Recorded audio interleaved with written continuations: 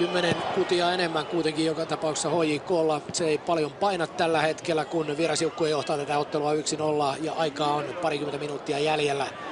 Tästä Niskalan pikkurikkeestä HJK:lla jälleen vapari. Perovuo laittaa pallon nopeasti peliin. Sorsa. Savits ei lähde tilanteeseen. Sorsalta hieno pudotus ja 1-1 maalintekijänä Joel Pohjanpalo. Kyllä Sebastian Sorsan tulo kentälle, se on tuonut HJK:n hyökkäyspeliin aivan uuden ulottuvuuden ja näin 17-vuotias superjuniori on tehnyt ensimmäisen Veikkausliigamaalinsa.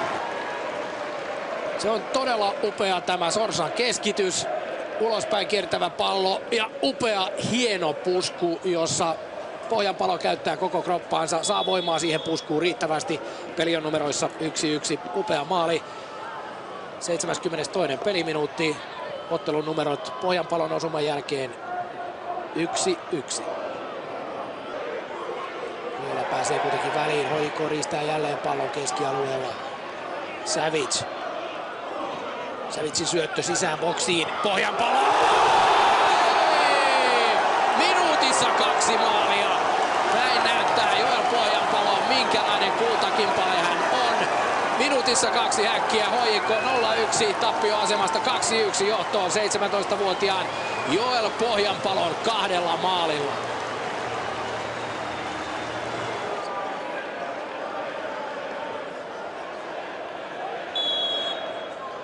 Pienessä tilassa operoitu hieno maalintekijän 2 upeaa maalia minuutin sisään. HJK johtaa tätä ottelua nyt ensimmäisen kerran. Pohjanpalo 2 maalia. Tähti on todella syttynyt. Nyt on paikka tehdä jo hat-trick. 2,5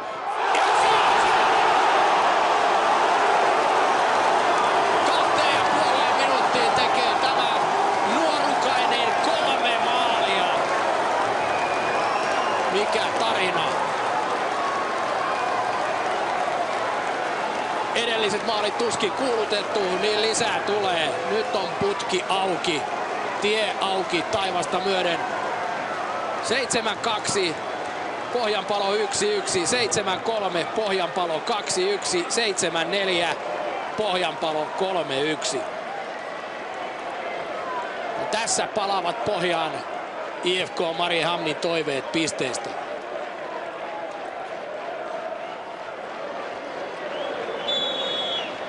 Nyt ei kukaan kysy enää, kuka on Pohjanpalo.